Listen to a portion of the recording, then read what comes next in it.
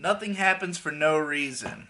Everything happens for some reason. Why do you watch bad anime? There's always some kind of incentive behind why we do anything. It's never for no reason. So, if you're watching bad anime, there must be some core reason. Why are you watching anime at all? Most of us consume art as a way to connect with other people, but that can mean a lot of different things. Some people like to connect with others over a show. I like to connect with others through a show. And this is a huge difference. A lot of people want to feel like they are a part of something, a part of a community, a part of an identity, a part of an idea. You want to say, I am an anime fan and I fit in with other anime fans. I go to the convention to speak to the other fans, to connect over the thing we all like. I go on Reddit to discuss the thing, to participate in it. That's the only reason you would feel the need to watch shows weekly, other than just simply that you need something to do once a week and this show happens to fit into your schedule well. The main reason that most people watch weekly is so that they can participate in the conversation, to be a part of something. And when your goal is to be a part of something, to connect with others via anime, by way of anime, you don't necessarily need it to be good. You just need it to be something you can have a conversation about.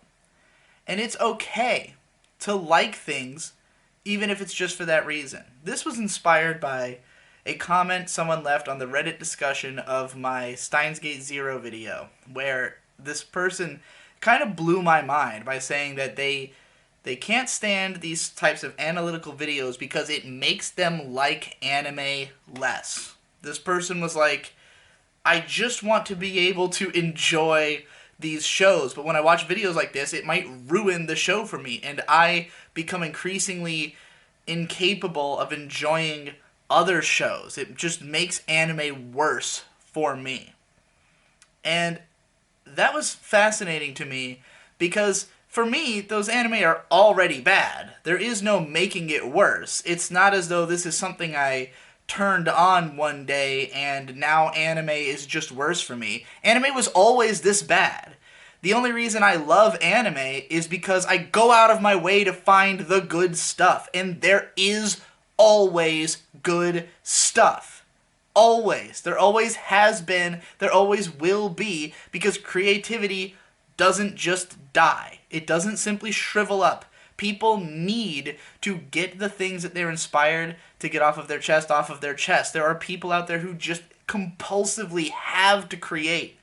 And most of them are going to create in a medium which they understand because it helped to inspire them. It helped to give them the words to express what they were feeling. The reason I appreciate anime specifically so much is that so many of the people who have created anime seem to feel so similarly to how I do, and to have expressed their feelings in a way that uniquely clicks with my mind, and therefore I go forth and try to create something that is in that image in some way.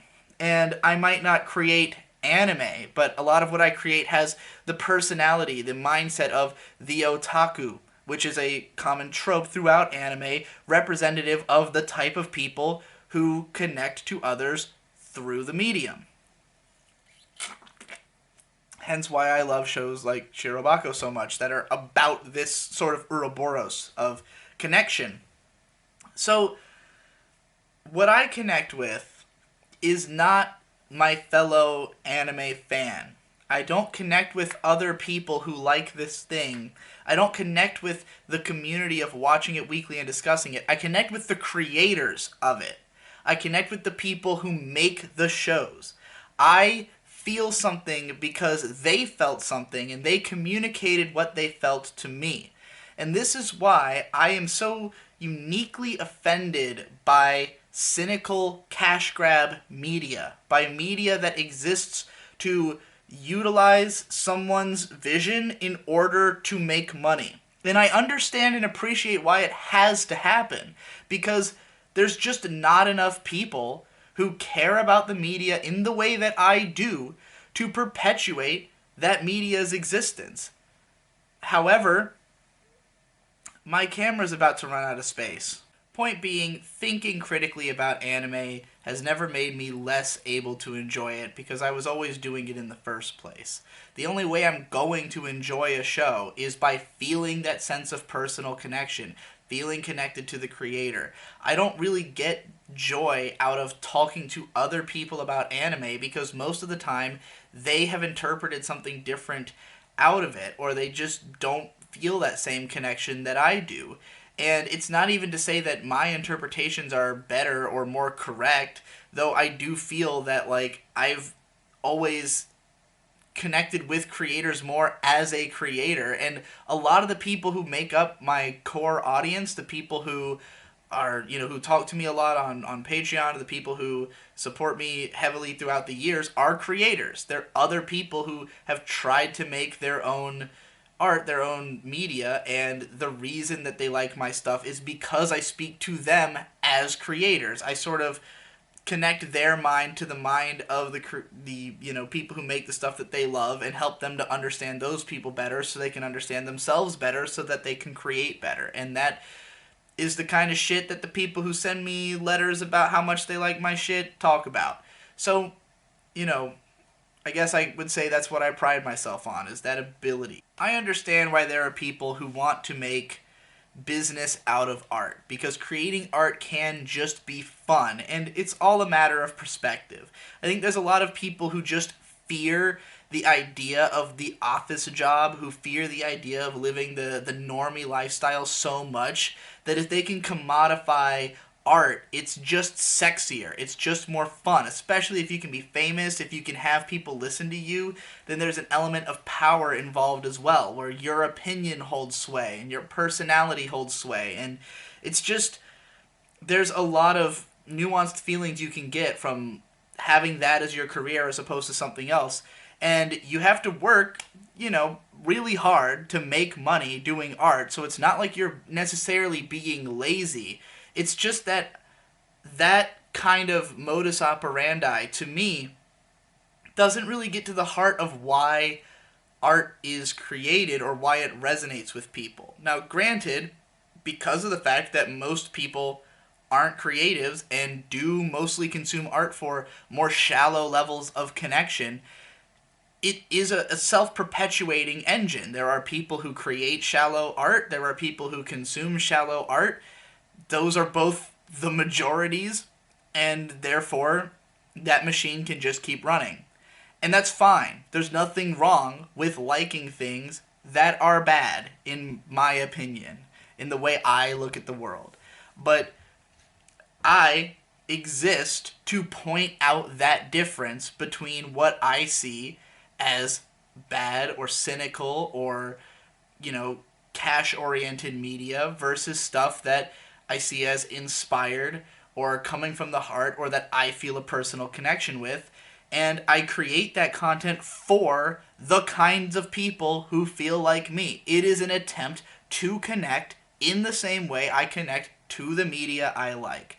I want to feel human connection with others. And I have felt it through watching stuff. I'll watch a show that I truly love and I feel like, wow, I connected with this so strongly. But how do I find other people who connected with it as well? And I won't get that just by talking to any random person, even who likes the same thing, about the thing. I have to create something that, that shows that understanding, that bridges that gap, that makes it clear what I got out of it and what I'm now putting forward to you. Now, personally, I think that I do this a lot of the time out of fear, because I am afraid of creating stuff that is just my own psychic mind blasts, my own, characterization of my own psyche, of my own thoughts, to create my own media. Not only because it's harder in a financial sense, it's harder to make a career out of it. It's way easier to piggyback on someone else's creation and to do something that takes a tenth of the work but makes 10 times the money. as what an individual person working on that thing might have done.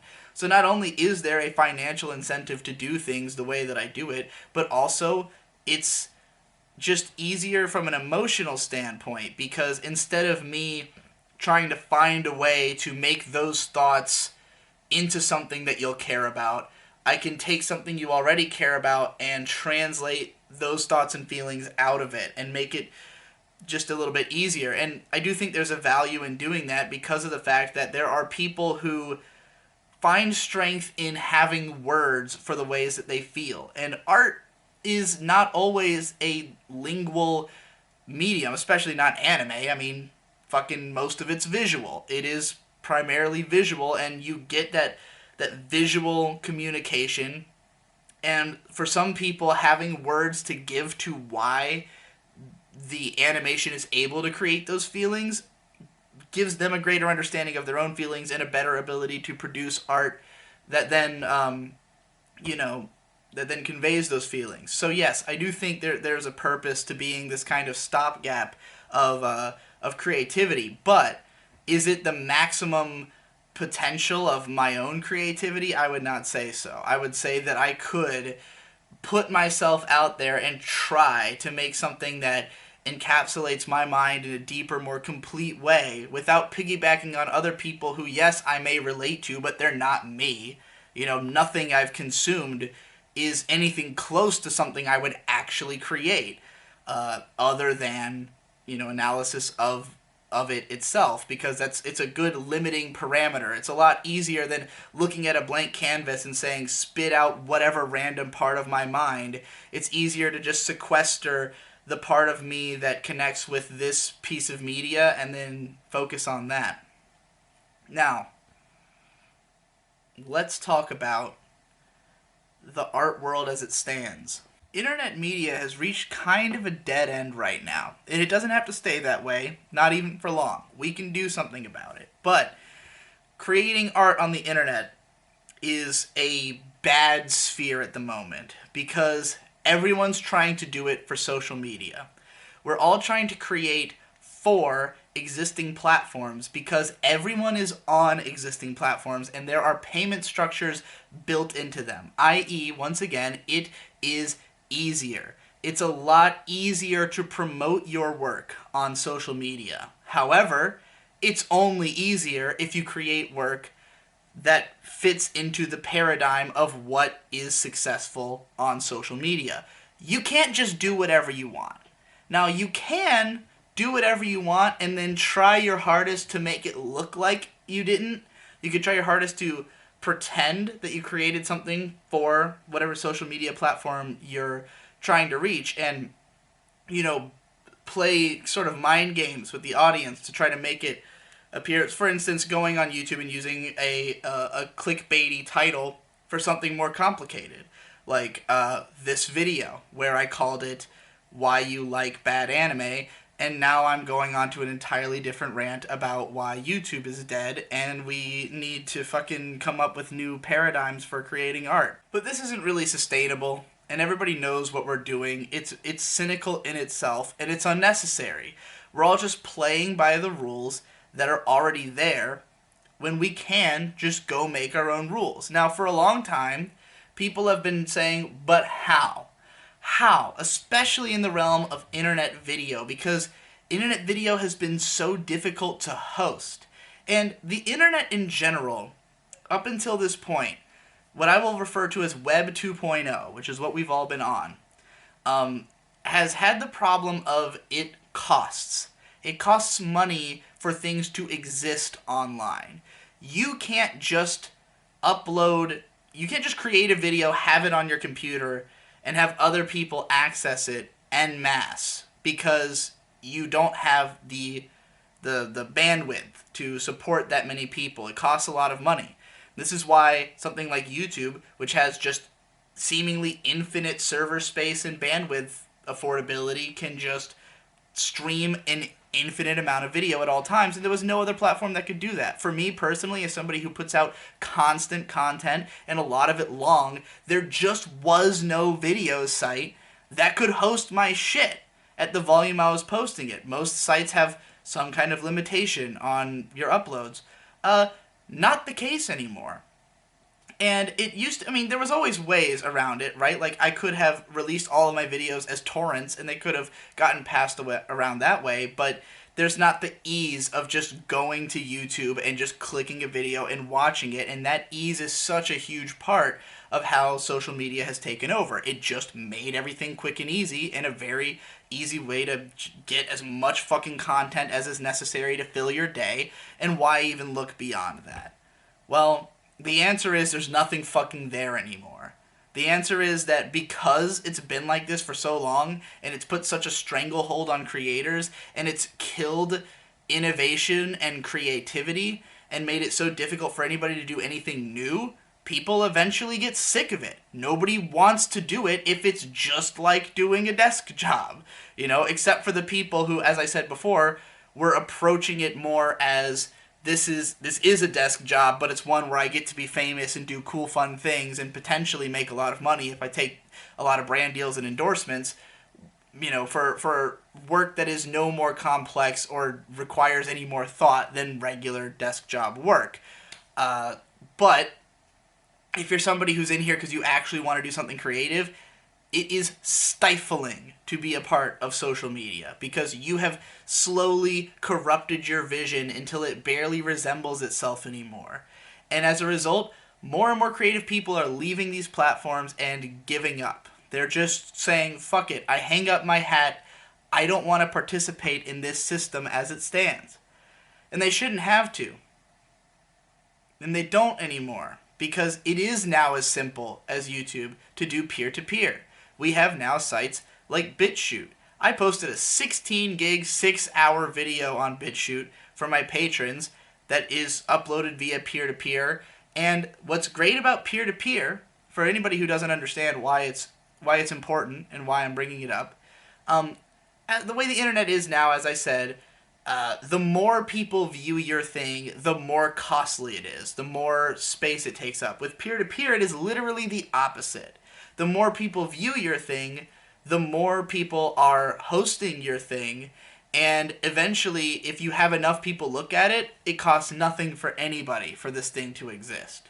So through peer-to-peer networks, we can eliminate the necessity of giant corporations holding the reins of the internet. Because as it stands, a site like YouTube can only exist because of Google and their insane advertising dollars. And Google is constantly going to chop off all the limbs of the service that they don't like. They're going to constantly fuck over the artists. They're going to constantly kowtow to the big companies because they need the money to run YouTube. However, some other site that uses peer-to-peer, as long as enough people are using the site, then it can sustain itself.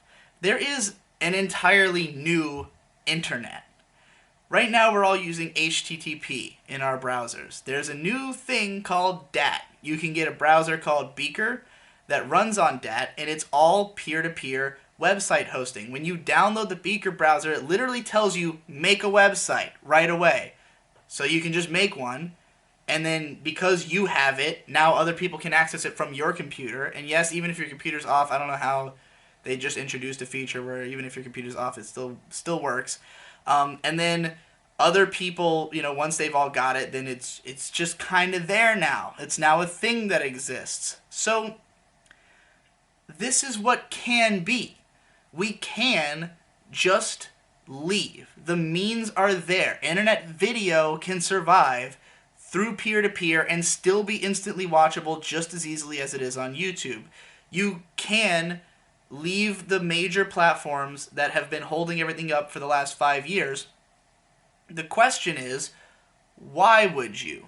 Because as a creator, the answer should be obvious. You can do whatever you want on these platforms. There's no rules there. If there's no Emperor Google holding the reins telling you what you can and can't upload because it's all peer-to-peer, I mean, you'd have to get individually sued by a company who didn't want you to do whatever you were doing for them to shut you down. And that's not likely going to happen unless you are literally just uploading copyrighted content all the time. So you are in a more powerful position as a creator. There is no algorithm you have to try to appease. There is no set style that is the most popular. You can go and be a frontiersman on a new open Web 3.0 at your discretion. However, the trade-off is you don't have the built-in algorithm. You don't have the easy audience. But guess what? You don't have that stuff anyway unless you are going to be the corporate creator. Those are the only people who can be successful on YouTube now, because YouTube is entirely built around promoting that type of content. And it should be. It only makes sense because YouTube has no incentive to take care of smaller YouTubers. Casey Neistat gets more views on the videos he puts out in a week than I have in my entire career. There's no reason for them to care about a channel like me with 350k subscribers when they have this small stable of cash cows who they're in close contact with, who they can work with directly and curb the style and feel of the website in the direction they want it to go and corporatize it and make it mainstream and make it normie and make it so it's accessible to everyone, but has nothing to do with what it used to be, which is anybody doing whatever they want. That era is long over.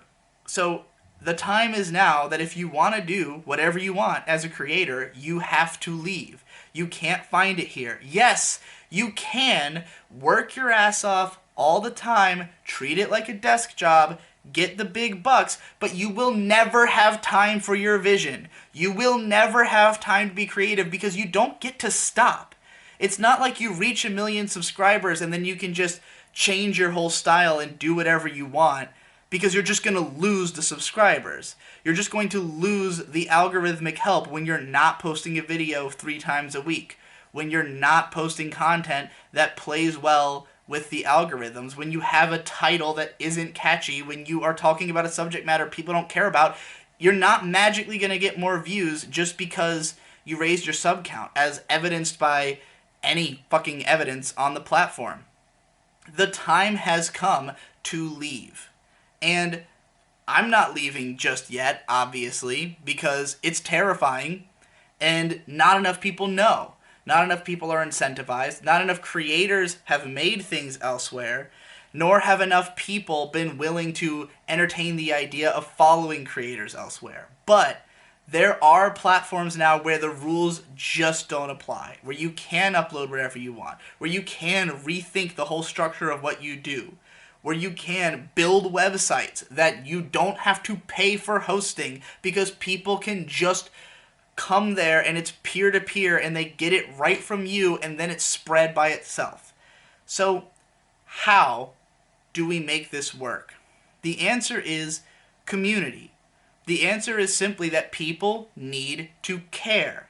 And it's not easy to make people care because people aren't going to care just for your sake. They're not going to care because it's easier for you. They're going to care because the content you make is something you couldn't have made here.